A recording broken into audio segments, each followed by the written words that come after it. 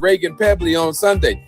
Pebley have been with the Sparks for 2 years. The Sparks are 10-11. They're in 9th place in the WNBA standings, one spot away from qualifying for the playoffs. The World Cup Final Four is set. France and Spain meet up Tuesday at AT&T Stadium in Arlington, Texas. England takes on Argentina Wednesday at Mercedes-Benz Stadium in Atlanta. Both matches are at noon Pacific time.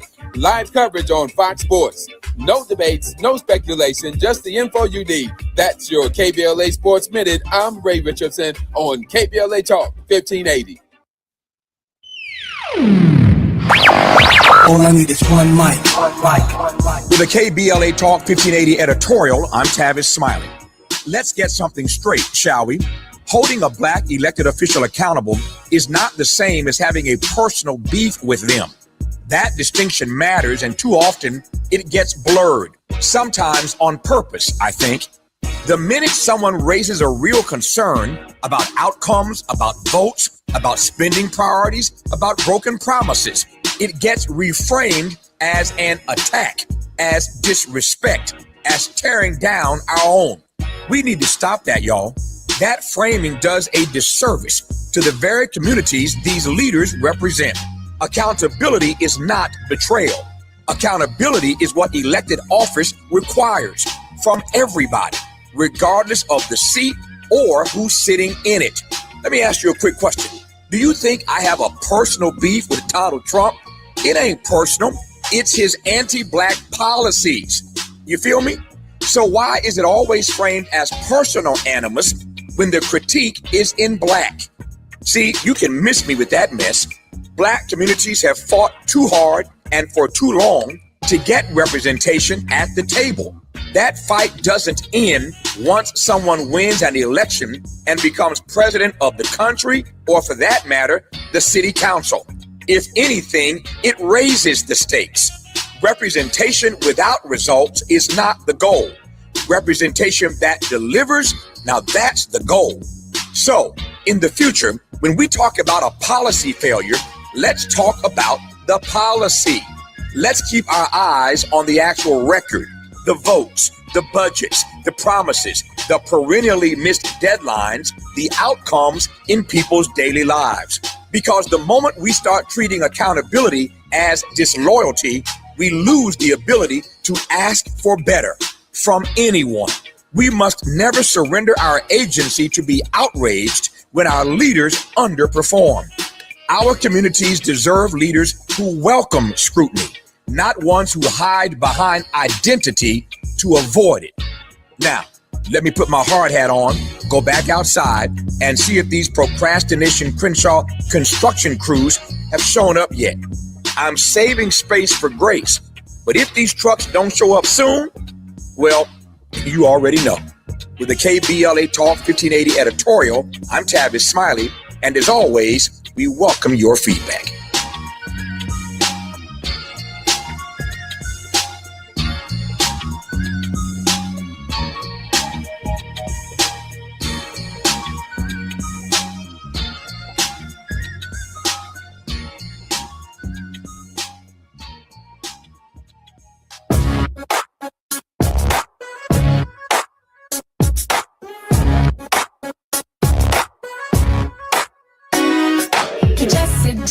Junior show.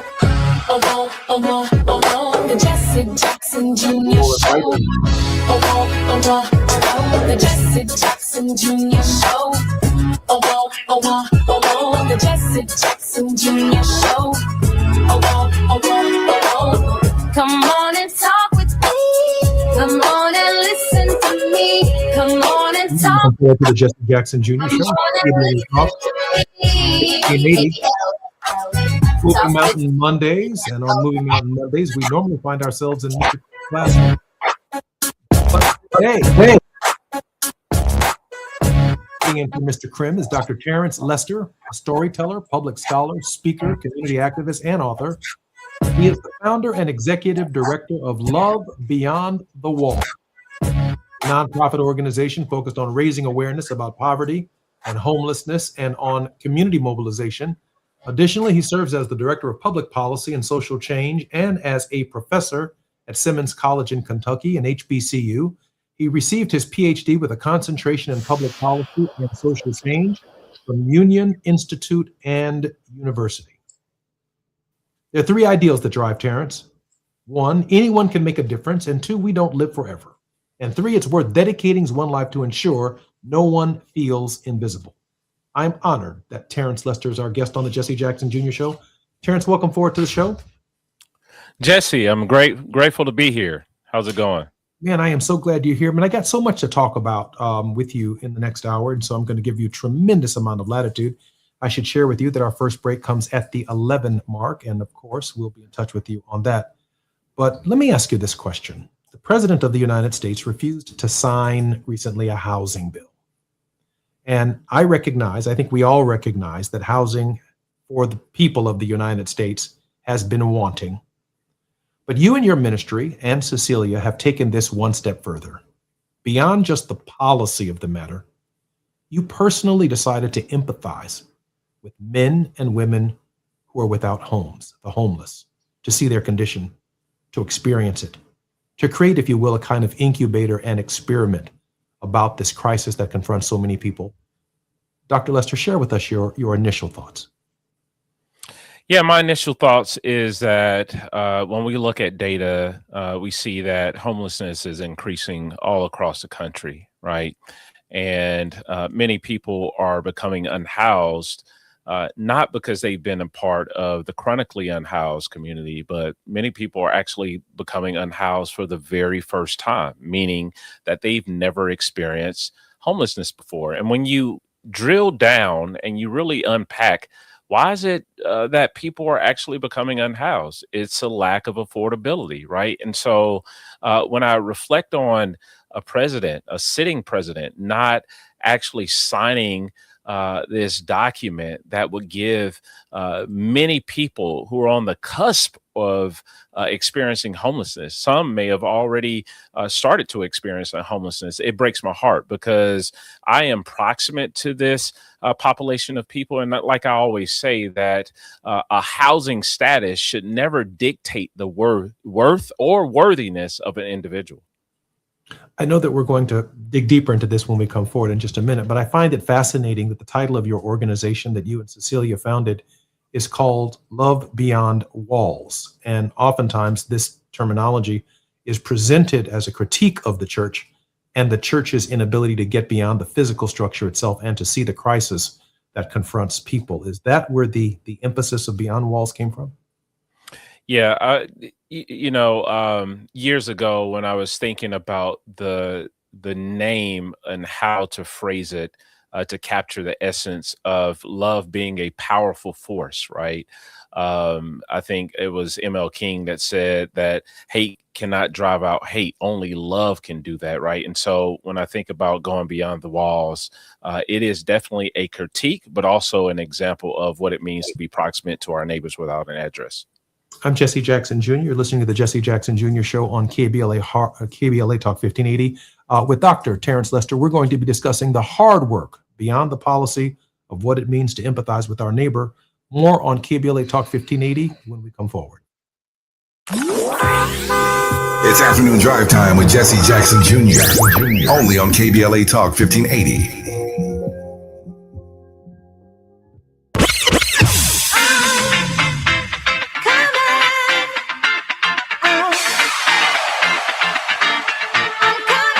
She's sharp. She's fearless. I don't know what they told you, but if they told you that cutting me off is how I was going to get clicks, stop it now. She's that girl, and she's bringing all of that to your radio this summer. Amanda Seals is here. I am Amanda Seals. Comedian, artist, actress, activist, truth teller. The woman who never bites her tongue is coming to KBLA Talk 1580. I'm coming! And baby, the conversations are about to be unmatched. Every Friday, she's going to be lit noon to 2 p.m. and back again 4 to 6 p.m. starting Friday, July 17th. Only on KBLA Talk 1580. Amanda Seals, keeping it real, keeping it raw, and keeping it rooted. politics, pop culture, Black excellence, the stuff they don't want us talking about. Amanda's talking about all of it. You keep interrupting me when I'm talking, and you don't want to hear the point that I'm going to make. And yet you want me to respect your point. And that's not how a debate works. This is not your average radio show. This is a Seals Summer. Fridays, noon to 2, 4 to 6. Starting Friday, July 17th. Only on KBLA Talk 1580.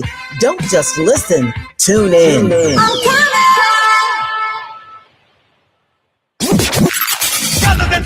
In a world full of noise, one station keeps it real. KBLA Talk 1580, where the conversation goes deeper, the voices sound like yours, and the issues that matter most to our community take center stage. Progressive, powerful, unapologetically us.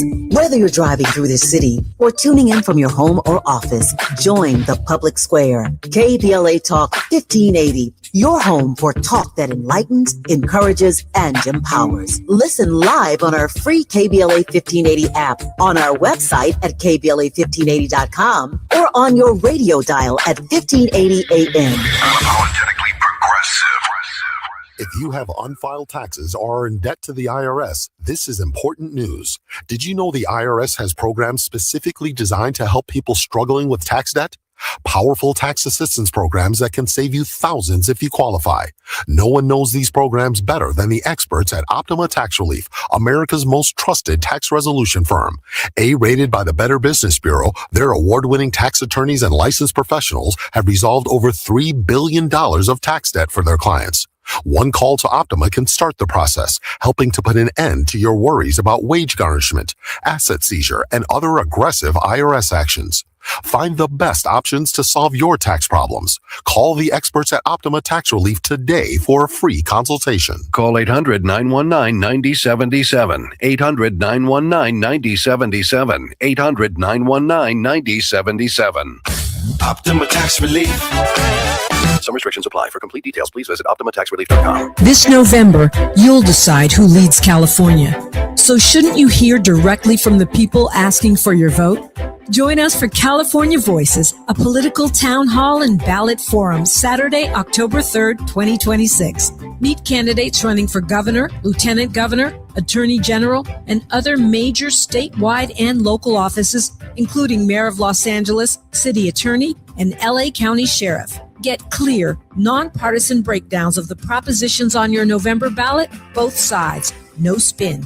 And ask your questions directly, in real conversation, face to face. California Voices is brought to you by KBLA Talk 1580 and the Empowerment Congress, giving you the information you need before you vote. Mark your calendar, Saturday, October 3rd, 2026, California Voices. Follow KBLA 1580 for details and download the KBLA 1580 app. Your vote, your voice. Be there. Now back to more of Jesse Jackson Jr. on KBLA Talk 1580. The Jesse Jackson Jr. Show. The Jesse Jackson Jr. Show. The Jesse Jackson Jr. Show. The Jesse Jackson Jr. Show. King Volley, drop the beat. Come on and talk with me. Come on and listen to me. Come on and talk with me. Come on and listen to me. KBLA Talk 1580. Download the app. I'm Jesse Jackson Jr. Welcome forward to the Jesse Jackson Jr. Show. Our very special guest in this hour, Dr. Terrence Lester, who's filling in for Ernest Krim in his classroom. I'm so honored that he is here. Dr. Lester has an amazing resume, and I wanted to begin before we continue our conversation with the problem, because I know that Dr. Lester is going to take us in the direction of solutions before the end of the hour, with the structure of the problem. Housing in America is seen largely as a local responsibility, city-based, county-based, maybe even state-based, if states are enlightened to do that. But there's never really been the idea that the right to decent, safe, and affordable housing is a human right that should be added to the Constitution of the United States. Literally. the control, the direction, the management, the growth, the determination about housing handled by a single legislative body with the resources to do something about it, as opposed to relegating it to the politics of local control, where people end up living, which side of town, what forms of historic discrimination may play a role in that. Blacks on this side, Hispanics on this side, wealthy and comfortable other folk on the other side. Do you think that the structure of how we approach housing is a problem in this nation? Actually, I do. Well, a number of things. The United Nations Universal Declaration of Human Rights already names housing alongside food and medical assistance as part of the standard of living for every single person. And that document was, I mean, it's decades old, right? But when it comes to our particular country and the United States, we have never actually acknowledged that as, a basic human right, and that every single person living with breath in their body should have access to these resources. And this isn't to say that the federal government does not actually choose between helping and staying out of housing, because it already spends an enormous amount of income, right, on housing every year, mostly through the mortgage interest rate reduction, which overwhelmingly actually benefits higher income homeowners who would likely buy homes anyway. So the question is not necessarily whether or not the government should be involved in housing. I think, at mass scale, I think one of the real questions is who the government actually chooses to help, right?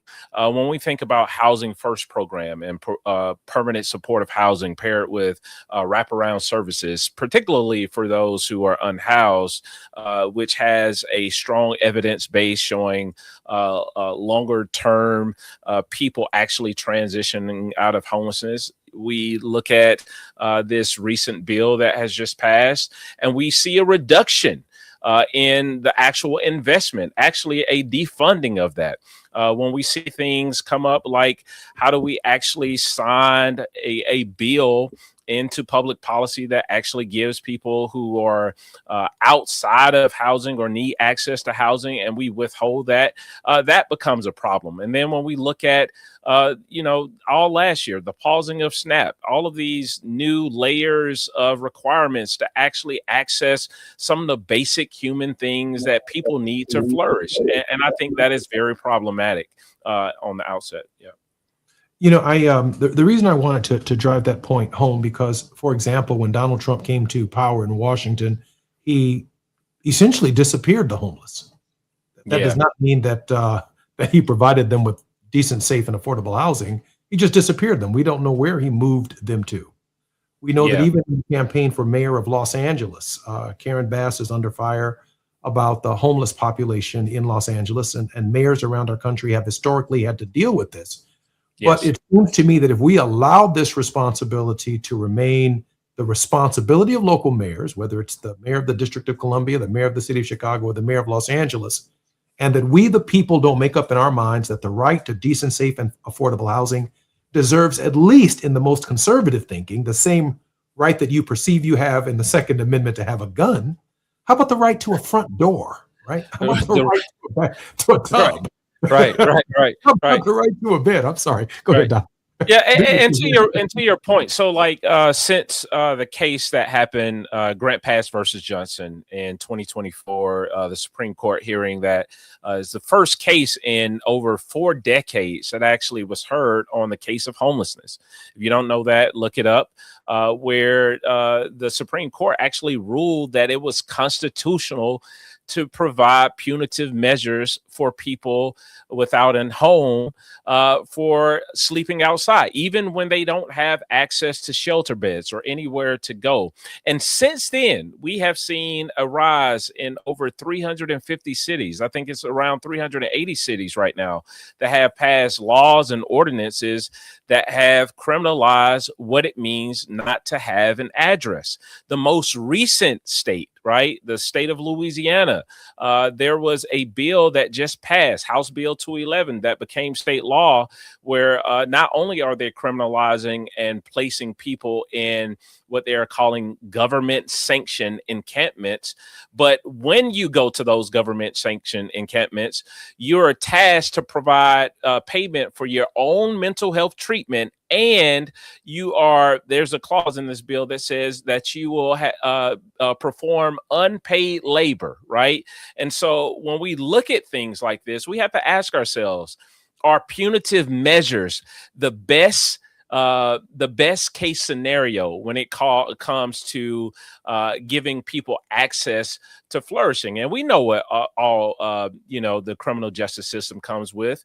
You can lose your voter rights. You can not qualify for employment. It can take you longer times to cycle off of what they would call just probation, right? It can put you in more of a stigmatized lens that further displaces you, and what I would argue creates an opportunity where you don't experience home. And when I define home, I'm talking about home is more than four walls and a roof. Let me make that pivot then to the question of empathy in your ministry and in your thinking, because the penalizing of people criminally for their condition, yes, including but not limited to a work requirement for your federal benefit.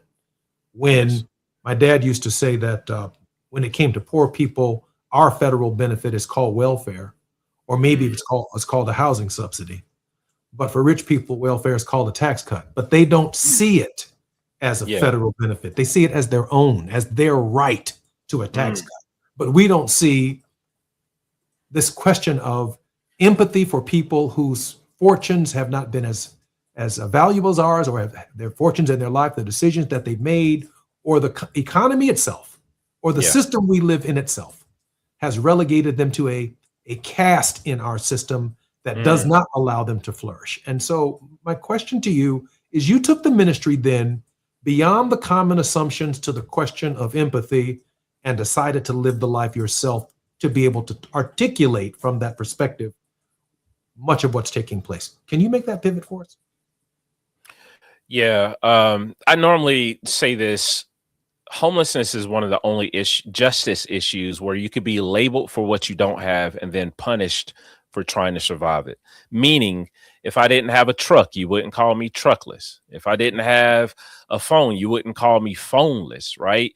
And so you are not only labeled, right, but then you are punished for trying to survive. Homelessness is an experience. It's not a person. And one of the things that we have to get past is we have to see the person beyond before the circumstance, that my social location or my lack of housing or housing status does not dictate my inherent worth and value. The second thing is that we need to listen before we assume. Every single person experiencing this plight has their own unique story. And I think what we oftentimes do is generalize people and we place them in buckets. Some people lost a job, which is one of the leading causes or triggers into homelessness. Some people became disabled. Some people lost a loved one. Some people could no longer afford to stay in a location where they were staying because their income did not outpace inflation, right?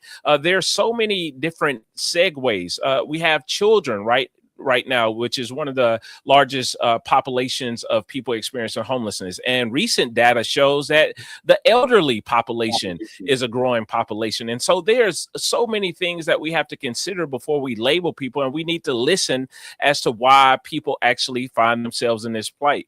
We need to commit ourselves to protecting the dignity of every single person, right?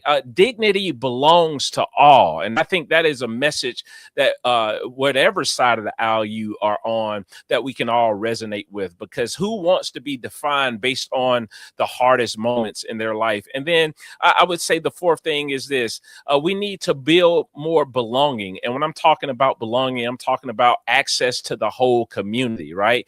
I grew up impoverished myself. I experienced homelessness myself. I saw my single mom work hard. And if it was not for relationships and the community actually crowding around her and her goals and her dreams to actually overcome, for her to pass on those dreams to me, I would not be where I am today. And I just want to say that it's some person out there that all they need is community. But if we lead with punitive measures, if we lead with social stigma, then we're not affording them the same opportunity that we would want for ourselves.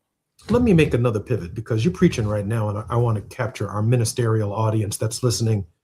What is the common mistake that those who quote scripture on the question of homelessness or the housing crisis that ministers commonly make towards the title of your organization, beyond the walls of the church?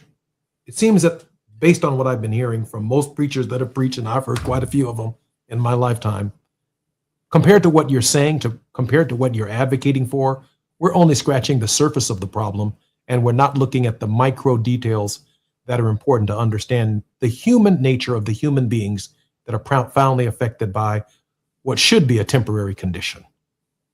Dr. Lester? I was speaking to, I was in DC speaking alongside Reverend Dr. Liz Theo Harris, who co-chaired the Poor People's Campaign. And we were discussing, yes, alongside Dr. Reverend William Barber. And we were talking about this, one of the misused texts in the scriptures as it relates to poverty is the poor will always be with you, right? And most people hear that and use that scripture to justify poverty and God allowance of poverty to persist in the earth. When we actually drill down in that text, Jesus is actually quoting Deuteronomy, where in Deuteronomy chapter 15 and verse 11, it's saying, be open-handed, be open-fisted when it comes to being generous towards those who are impoverished. And we miss the fact that Jesus is actually addressing Judas Iscariot, right? Which was a thief. And in actuality, Jesus is saying that the poor will always be among you, but that does not give us the excuse to close our fists and not be generous towards them, right? And so I think one of the ways in which we combat that is by truly understanding the context of that passage, but also reframing how we talk about those who are impoverished. Because as Dr. Cornell West and Brother Tavis Smiley wrote in The Rich and the Rest of Us, some of those who work 40 and 50 hours a week work harder than those who have access to actual career jobs. And just because a person is impoverished does not mean that they are not working hard enough. I'm Jesse Jackson Jr., listening to the Jesse Jackson Jr. Show on KBLA Talk 15 Hour. In for Ernest Krim, Reverend Dr. Terrence Lester, PhD. He's a minister today, whether he wants to be or not. More on KBLA Talk 1580 when we come forward. It's afternoon drive time with Jesse Jackson Jr. Only on KBLA Talk 1580.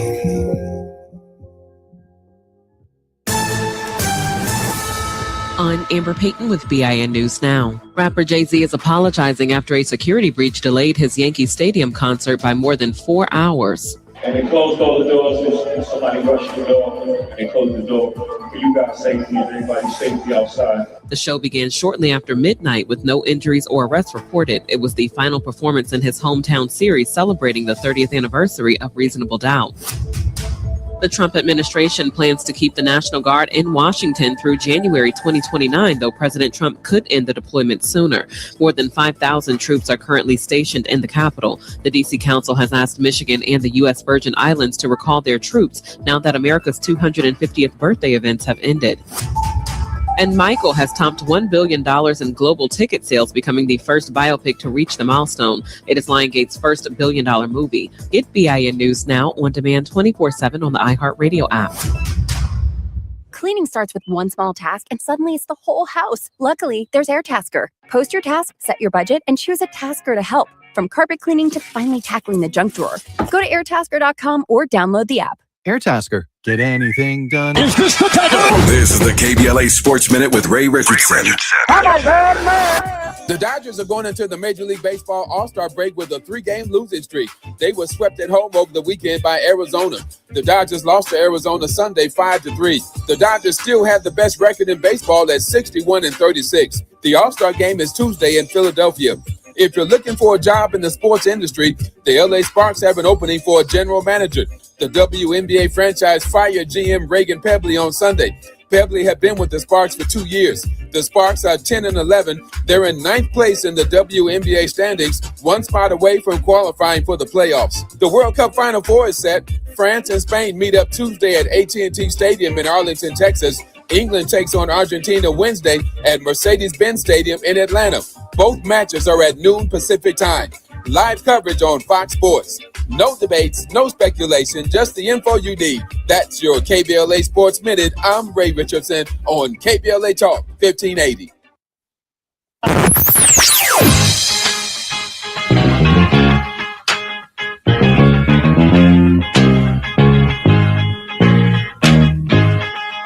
This is KBLA Talk 1580.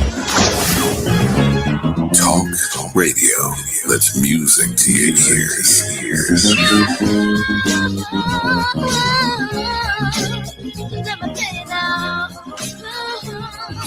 We're unapologetically progressive. KBLA Talk 1580. We've got a lot to talk about.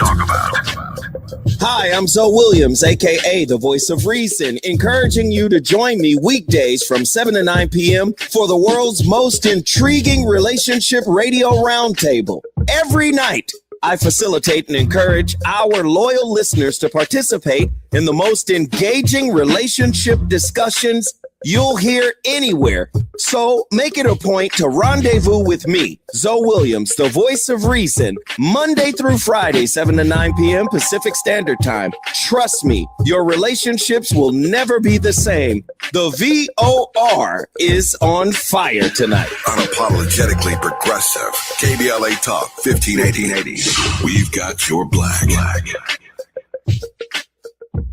Please be advised. You may want to stop eating the following foods immediately: broccoli, kale, bean sprouts, blueberries, quinoa, spinach. Wait, what? I thought those were good for me. Turns out not for everyone, because what's healthy for one person can cause inflammation for another.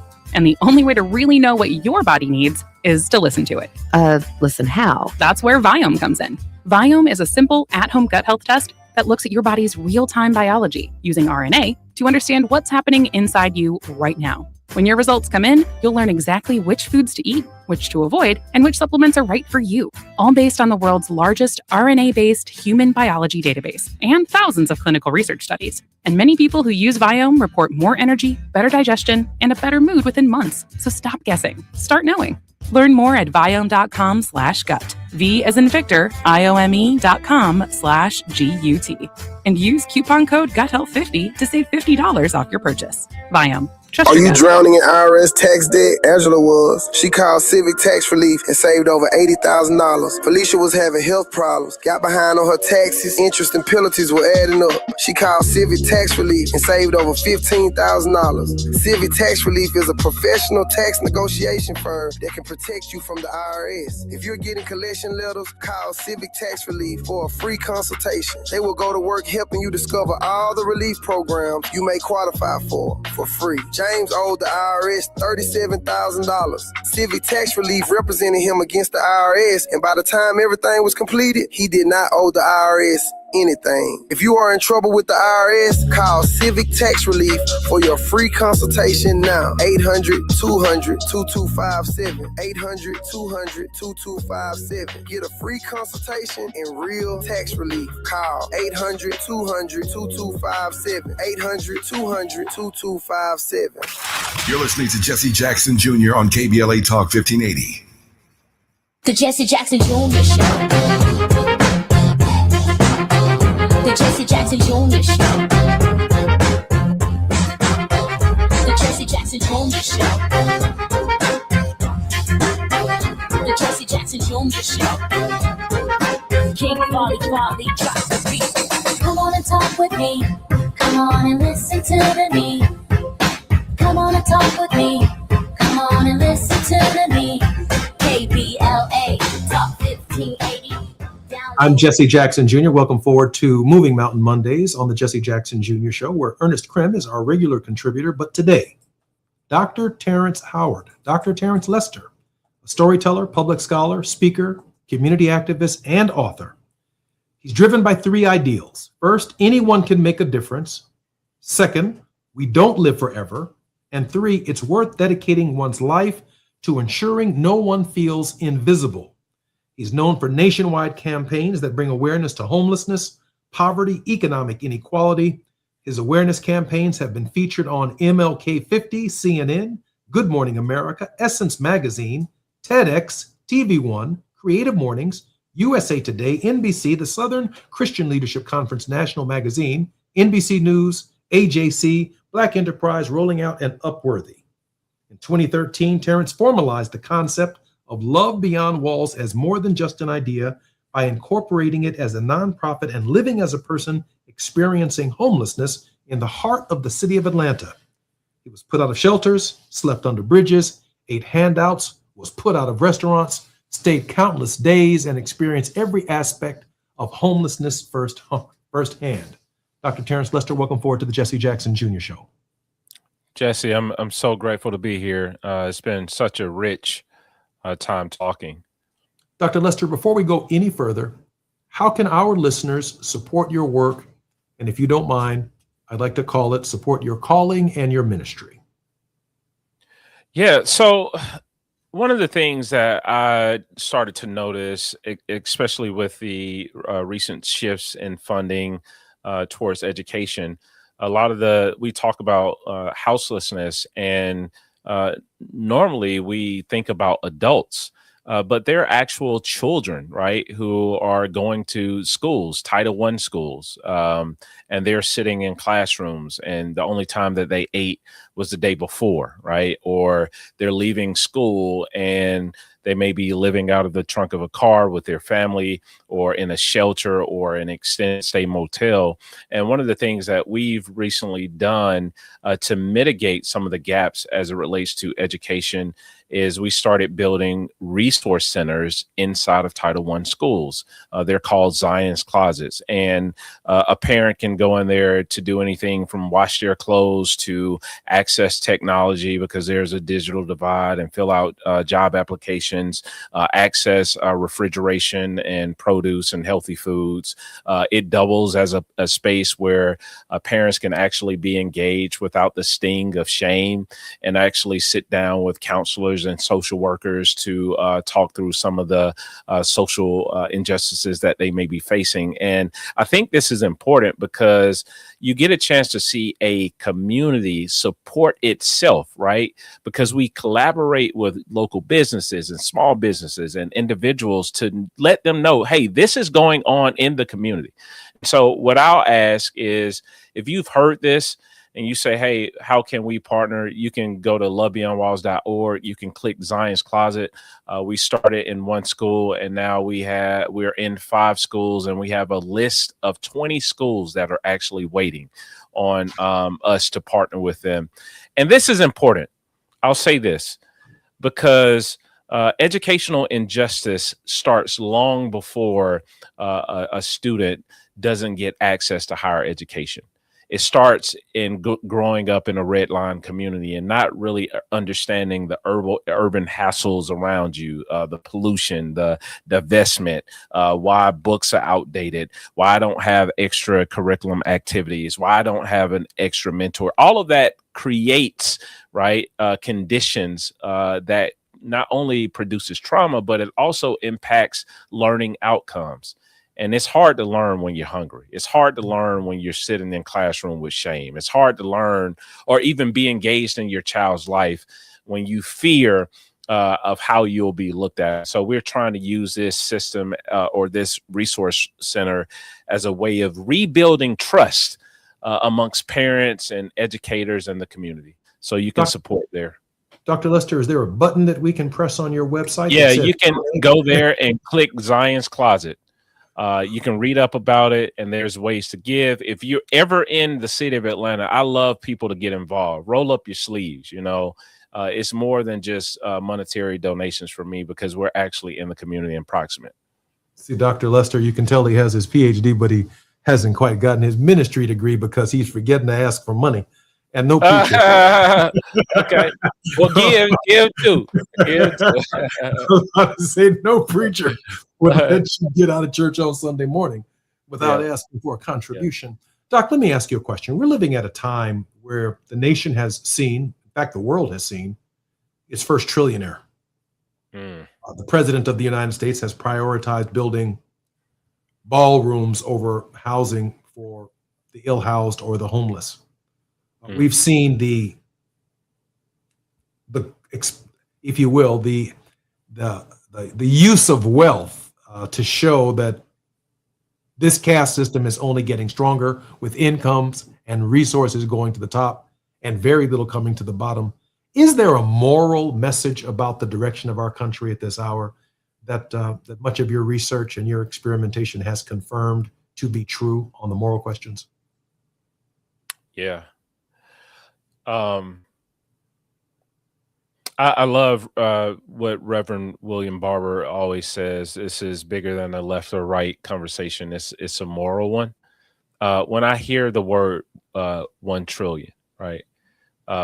If you just do the basic math, if the average home just cost $100,000 to build, you could build 10 million homes with $1 trillion.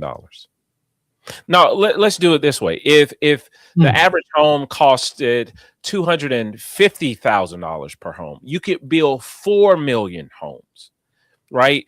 When you look at the data or the census, whatever, because I don't necessarily believe that the census is always correct when it comes to those who are unhoused, because you only count who you visibly see, right? But 4 million homes, they're estimating that it's roughly a little over 729,000 plus people who are without housing. There are another couple of million who need access to affordable housing. When I hear the contrast, it makes me cringe. It makes me cringe. How is it that we can sit and watch a UFC fight that costed $60 million for a couple hours of entertainment, but there are people who can't afford groceries because groceries are higher? There are people who are having to carpool now, and sometimes not even know how they're going to get to work based on transportation because gas cost has risen. There are people who can no longer afford to stay in communities to actually call themselves a part of the community. That is problematic, and it is a moral issue. And we have to cry aloud to say this is not right. And you don't have to be scared to name something that is not right, because if it's not right, that means it's not right. And any person that amasses that amount of wealth, someone is always losing. And the question is, who is losing? Why are they losing? And what can we do to stop those people who are losing to stop losing? You can hear in his voice the moral indignation. Dr. Terrence Lester, a storyteller, public scholar, speaker, community activist, and author, has been our guest this last hour. I'm Jesse Jackson Jr. You're listening to the Jesse Jackson Jr. Show on KBLA Talk 1580. When we come forward, I'm going to ask Dr. Lester, what can we do about it right now in our own communities? How can we continue to support his work, but also looking forward to his word of hope? I'm Jesse Jackson Jr. More on KBLA Talk 1580 when we come forward.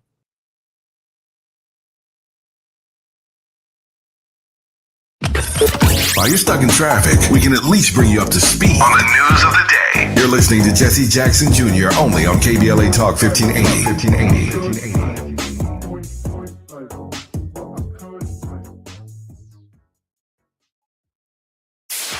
KBLA Talk 1580. We've got a lot to talk about. KBLA Talk 1580, connecting you with services and solutions. These are hard times for housing in America. Too many in our community face barriers to safe housing, behavioral health care, and affirming spaces for healing, particularly those impacted by poverty and stigma or incarceration. Rooted in South LA, Ahmad supports impacted communities through housing, wellness, and leadership development. Ahmad provides culturally responsive, peer-led support from transitional housing and mental health services to leadership development and youth empowerment. They offer safe, affirming houses for youth, transgender women, and formerly incarcerated individuals. Therapy and peer support with a focus on healing trauma in Black communities. HIV prevention and care, free testing, education, and wraparound services for whole person wellness. Standing in the gap with health, housing, and hope. Reach out to Ahmad Institute at 323-569-1610. That's 323-569-1610. Or visit amaad.org. This is a community call to action from KBLA Talk 1580. Gas prices got you down. LADWP customers get a rebate of up to $4,000 when you buy a used electric or plug-in hybrid vehicle. Installing an EV charger at your home? Get a rebate for that too, up to $1,500. Visit ladwp.com/EV today and start saving. That's ladwp.com/EV. Going to a World Cup match in LA this summer? Ditch the parking stress and ride Metro. With direct service from across LA County, it's the easy way to get there for just $1.75 each way.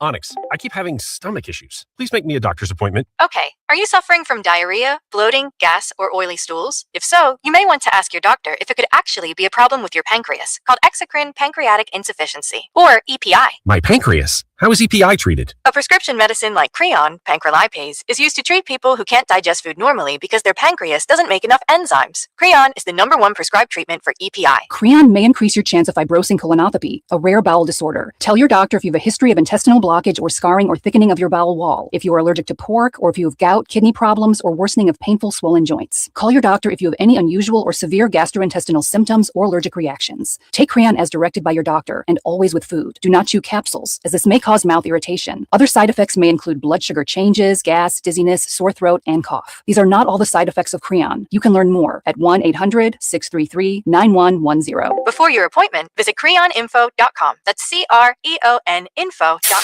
KBLA Talk 1580. We've got a lot to talk about. KBLA Talk 1580 joins you in standing for voting rights. The midterm election campaign season is here now. The 2028 presidential election is right around the corner. When We All Vote is a leading national nonpartisan initiative on a mission to change the culture around voting and to increase participation in each and every election by helping to close the race and age gap. Created by Michelle Obama, When We All Vote brings together individuals, institutions, brands, and organizations to register new voters across the country and advance civic education for the entire family and voters of every age to build an informed and engaged electorate for today and generations to come. When We All Vote empowers their supporters and volunteers to take action through voting, advocating for their rights, and holding their elected officials accountable. It's all in for 2026 and 2028. Please visit whenweallvote.org to stand up for your rights, voting rights. This is a community call to action from KBLA Talk 1580. Now back to more of Jesse Jackson Jr. on KBLA Talk 1580. The Jesse Jackson Jr. Show. The Jesse Jackson Jr. Show. The Jesse Jackson Jr. Show. The Jesse Jackson Jr. Show. King Folly drop the beat. Come on and talk with me. Come on and listen to me. Come on and talk with me. Come on and listen to me. KBLA Talk 1580. Download the app.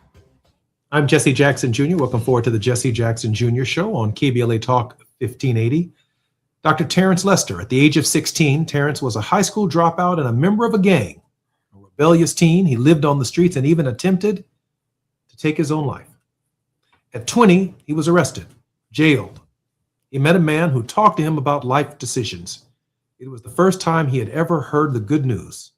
By the start of the following year, he was submitting to a call to share his testimony to change the lives of others. This isn't just a person who's talking the talk, but he's walking the walk. Dr. Lester, can you share with us your education journey? Yeah. Wow.